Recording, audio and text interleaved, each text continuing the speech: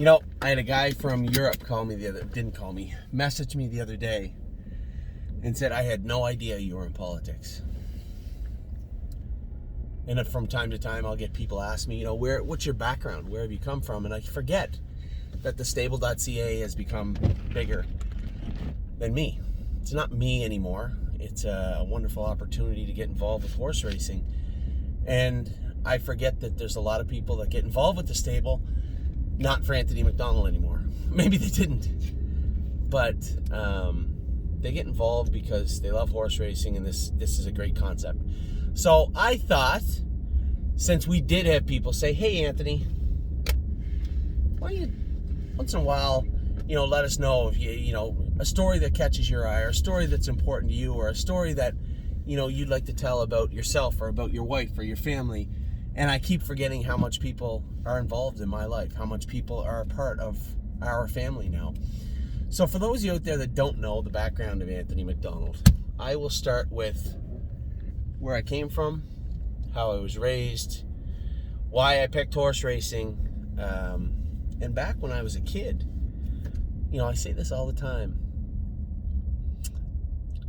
Kids, and I want to say kids these days, but it's not these days. I know I go back to PEI all the time, and I have people I went to school with that work at golf courses or restaurants. So it's not just kids these days. It's kids in general.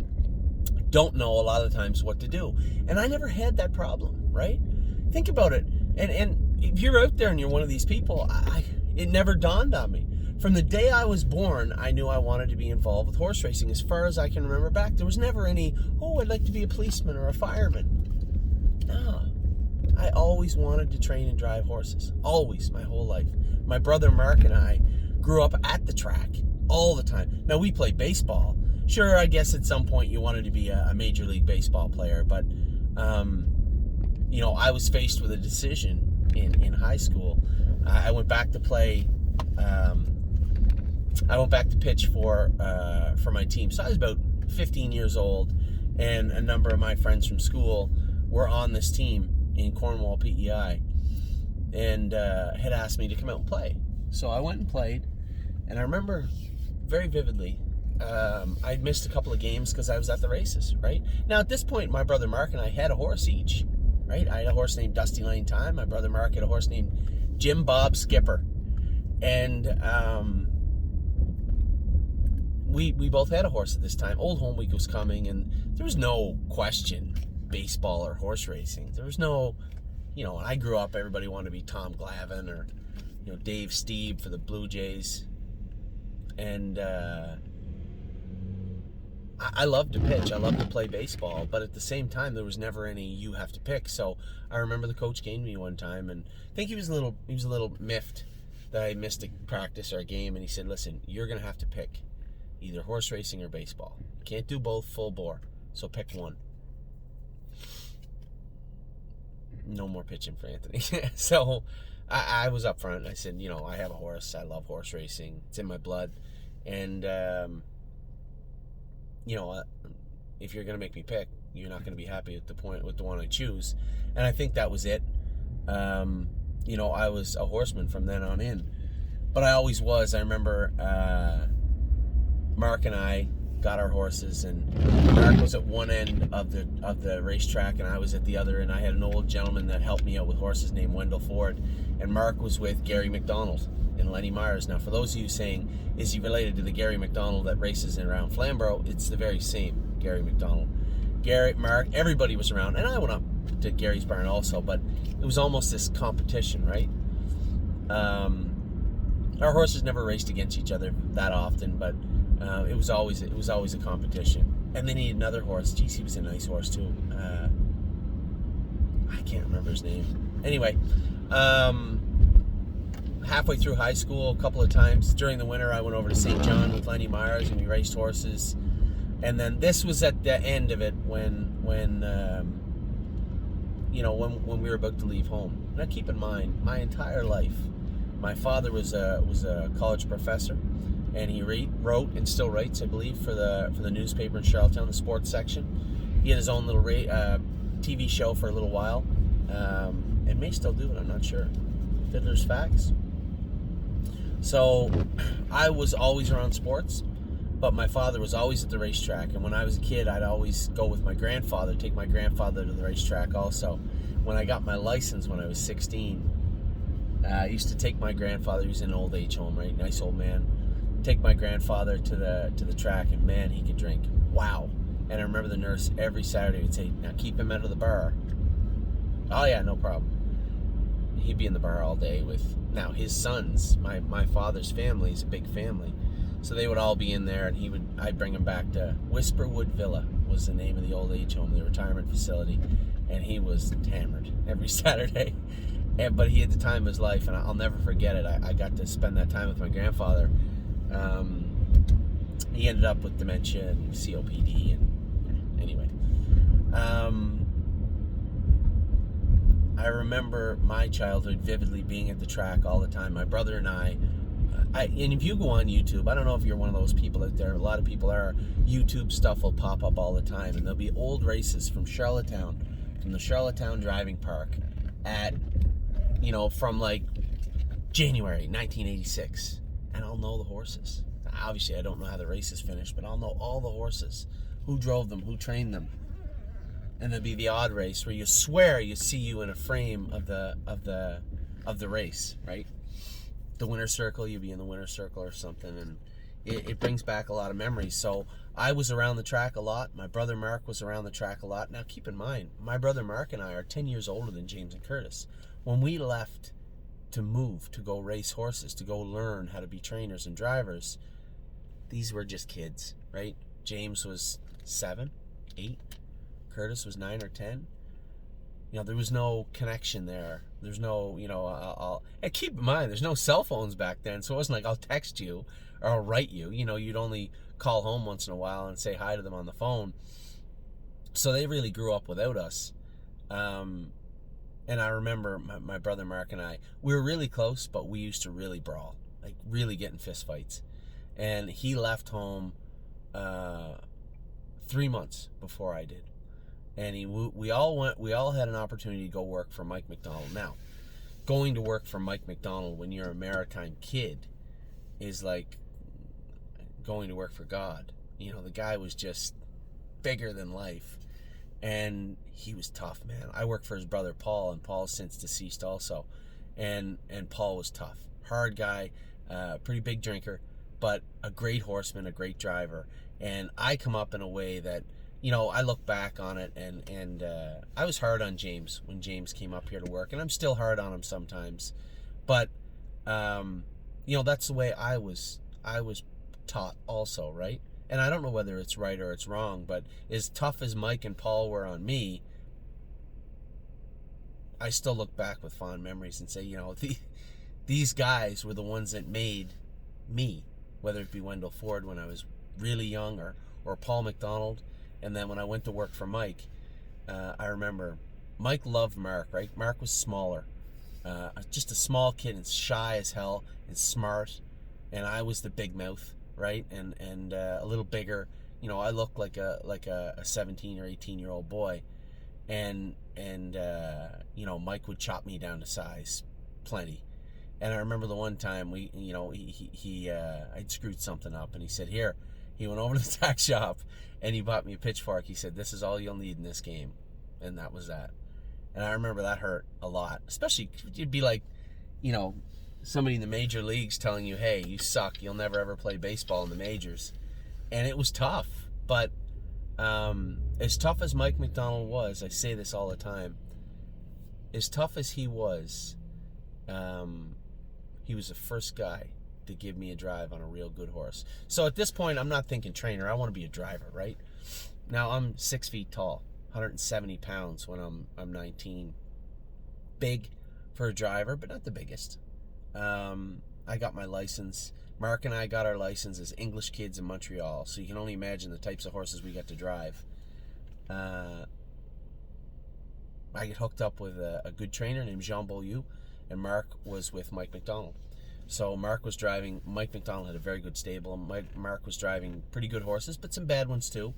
And I was driving horses that weren't good enough or would kick or, just rotten animals. So I get hooked up with an Italian gentleman named Arcangelo Canci.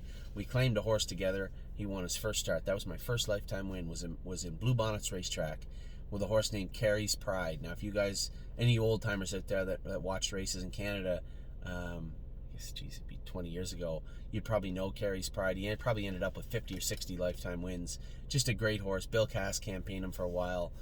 We had him when he was a $4,000 claimer in Montreal. He won his first start, and then I went on a little bit of a tear with Angelo. He was a good trainer, just a smart old horseman. We went on a bit of a tear. We claimed some horses. I did some good, and then we moved to, this is back when Montreal was changing, right? It was changing to Bluebonnet, or from Bluebonnets to Hippodrome to Montreal, and there was a lot of expansion, a lot of uncertainty, and we moved to Pickering, Ontario, Gerald Smith's farm, just a hobby horse farm, like kind of run down. Raced around Flamborough for a bit, and then I went out on my own and went to Windsor for a bit, and I raced horses. I'll never forget this. I remember with the horses were terrible. They made no money, maybe once in a while, and it got to a point where I was pretty near broke, and Jack Darling gave me a job, and I literally worked for Jack until I could afford to leave. That's the way it was. I worked for Jack for about 2-3 months, and then went back to Ontario, did a little driving, moved to Coburg, got hooked up with some people. And my first driving assignments were at Belleville Raceway, Quinte Raceway, probably the most dangerous track in the universe. People get hurt there all the time. It was just a tight, tough track. You know, as you can imagine, the horses were a little run down. And that's where I learned to drive. And, you know, when you say you live paycheck to paycheck, I lived paycheck to paycheck for quite a while.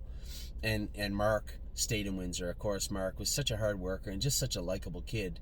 It wasn't that I wasn't likable. It's just, you know, Mark was always the little shy guy that you wanted to see do good, right? And Bob McIntosh had given him some drive. Now he's crushing in Windsor. He's the leading driver there. You know, he's well on his way. And here I am driving a Quinte Exhibition Raceway. So it was at a young age as a driver, it became clear that I was not Mark McDonald, nor was I going to be. I moved from Windsor, then I said Belleville. I was doing really well at Belleville, doing a little good at Kawartha Downs, and ended up moving down to Ottawa. I had a great client named Bruce Gom, still good friends with Bruce. He had bought me some horses, and we moved to Toronto. And I just thought everything was changing, right? Everything was going to change now that I'm in the big times. I'm in Toronto. Kevin McMaster was crushing back then, winning everything. And it wasn't like I was getting drives in Toronto. I just arrived, and, you know, I was doing okay at Flamborough a little bit. But I just didn't seem to what we do, or I couldn't compete. I couldn't compete with Joe Stutzman, Casey Coleman, Kevin McMaster, a host of others, right? Dwayne Marfisi was good then, and Bill Robinson obviously was crushing then. So it was tough. It was tough sledding. I had a good little horse named Noble Tess, and he did really good for me. My father had bred a horse, and we named him the Big Fred.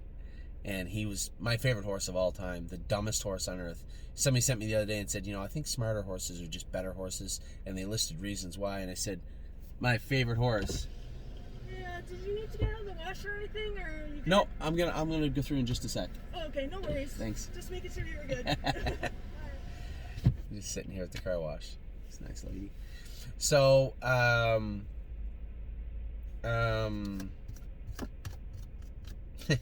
so Noble Test was doing good. The Big Fred was doing good. As I said, he was the dumbest horse in the world. But it just seemed like, and you might, if you're a horseman out there and you've had horses a long time, everybody has that horse that sticks out, right? That horse that, you know, when rent was due or the mortgage was due or you were trying to buy a house or a car, that horse always came through. Always. That was the Big Fred for me. So he'll always hold a special place in my heart for a number of reasons. Named after my father. My father bred him, and we campaigned him, and he was a good horse for us. So good things were starting to happen. Now we're in almost 2007, and the horses are starting to race better and better, and we're building a big barn. And James is up now. James is just a kid. I say this all the time, and I don't think people understand. You think of me, how long and hard Mark and I worked at it, and how you see second and third generation horsemen. James wasn't around the horses at all. In fact, maybe the first time James brushed a horse was when he was 20. That's how talented this kid is as a driver. Was never around horse racing. Didn't grow up watching the tapes the same as I did, watching the best of 85 until the audio didn't work anymore. Just watching and falling in love with the game. He was destined to be something else. He went to university for a little bit.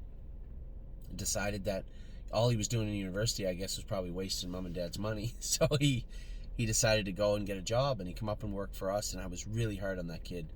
But you could tell he understood, right? He understood horse racing, understood what his job was. And I bet you he schooled a horse behind the starting gate 6 months after he picked up a brush. And that was a big deal. And I think he fell in love with it right after that. And luckily he followed in Mark's footsteps. Good and bad. One, for falling down, and two, for having talent, for having a talent for finding the winner's circle. So very proud of him in that regard. Now this is, again, bounce back to 2007, 2008. Our barn split up. I ended up with a positive test. Our barn split up. When your barn grows and grows and grows and grows and grows, especially when I'm driving full time, you're focused on driving, right? You're focused on the barn. Your employees come in, do their job. The second trainers, who was Jamie Smith at the time, just pivotal in us being able to operate at the time, was on top of everything. But a lot of the caretakers were still giving supplements, right? And we had a horse named, and I'll be honest, we had a horse named Chuckalo something. Chuckalo Chase Tom, maybe, or Chuckalo Image. Chuckalo Image was his name. And he had tied up bad. And of course, again, if you're a horseman out there, you know that the easiest way to treat horses that are tying up is baking soda.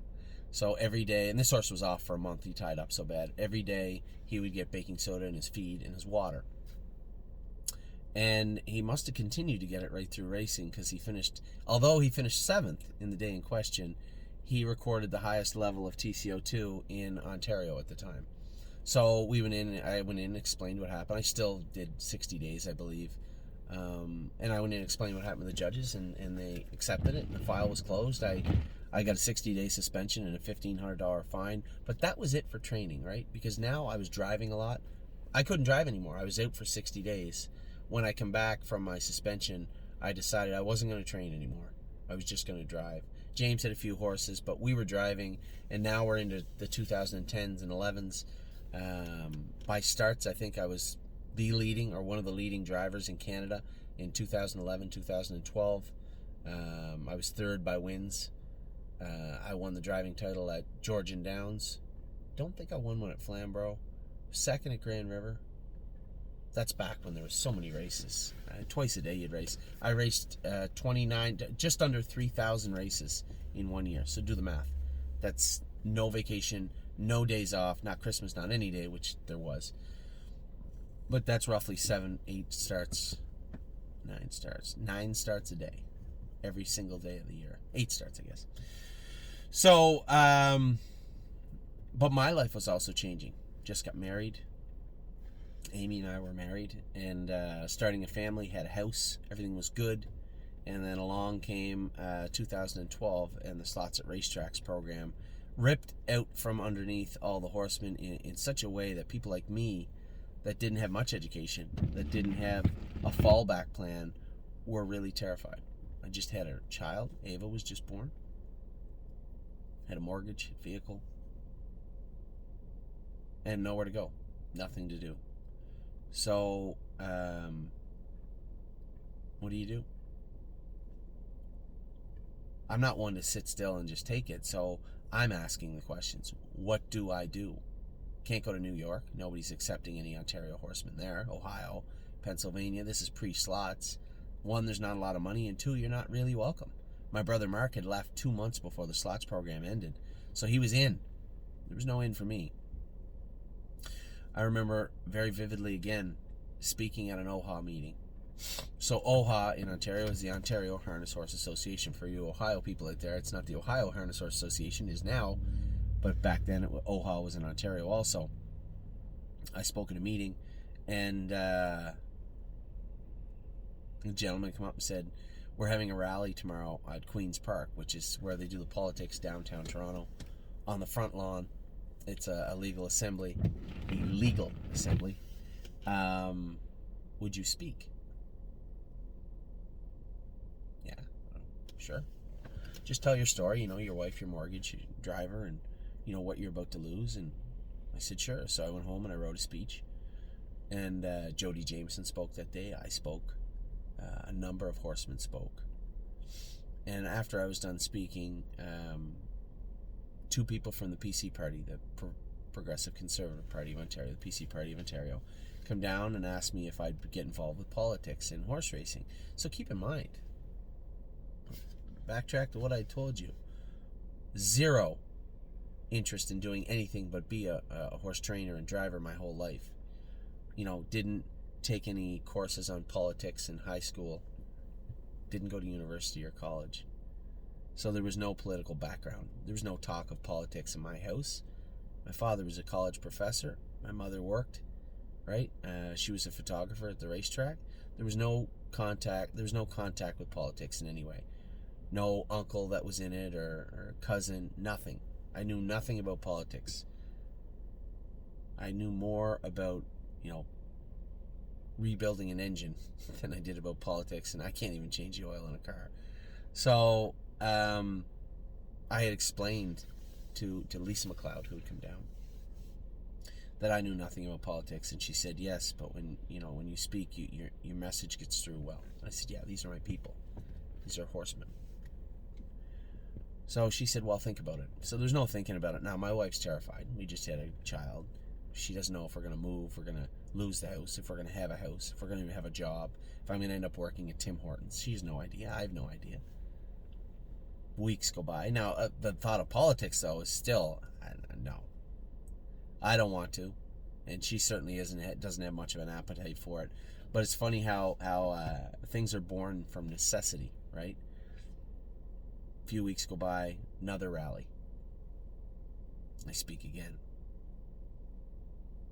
And if you're really bored and you want to listen to them, you can Google my name or put it on YouTube, and it's on there somewhere. The whole speech, all of them.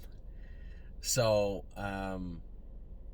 down comes the leader of the PC Party, Tim Hudak. Wants to sit down and talk about me working in politics. I said, okay, what exactly do you want me doing? I said, sir, I know nothing about politics. I said, I'm going to be completely frank with you right now. I've only voted one time in my life. Once. And that's because the voting station was across the street in my house. Had it even been a block down, might never have voted. So he laughed and he said, there's nothing wrong with that. I said, I assume it makes me unqualified. Does it not? He said, listen, politics is simple. You're talking about a big giant game, right? This isn't baseball and you're playing third base. You would be a part of a team that was taking care of the province. I said, what are you talking about?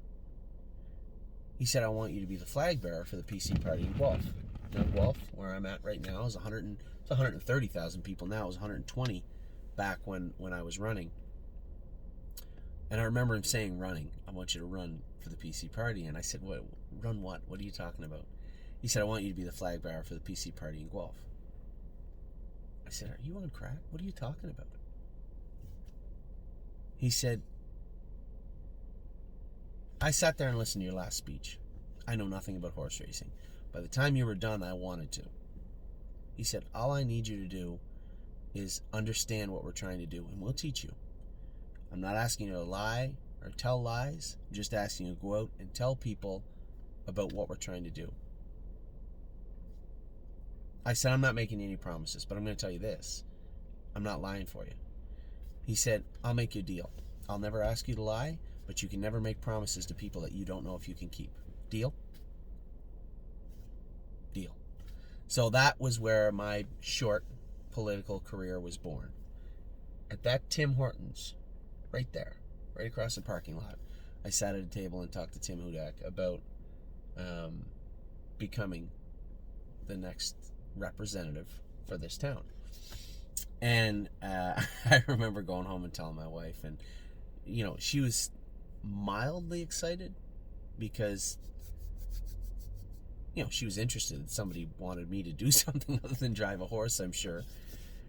But the thought of something brand new, I'm sure, excited her, and it did me a little bit also. And I was able to, and the things that I thought I would hate about politics, I loved. Knocking on doors. You imagine when somebody says to you, you have 2 years, I need you to knock on 120,000 doors, which isn't accurate, because the only doors that a political party want you to knock on are your people, right? They want you to excite your base. So knock on conservative doors. Don't bother knocking on liberal doors. But me being me, I want to knock on all the doors. So I guess in 2 years, I probably only got to knock on 12 or 15,000 doors. But during that time, I get to hear the most honest and truthful responses. One, to what I was telling them about politics. But two, because now everybody knew I was the horse guy running in Guelph, right? The Liberal and the NDP, for those of you that are Americans, we have a three-party system. The NDP, the New Democratic Party, the Liberal Party, which would be a little left of the Democrats, and the Conservative Party, which would be a little left of most Republicans.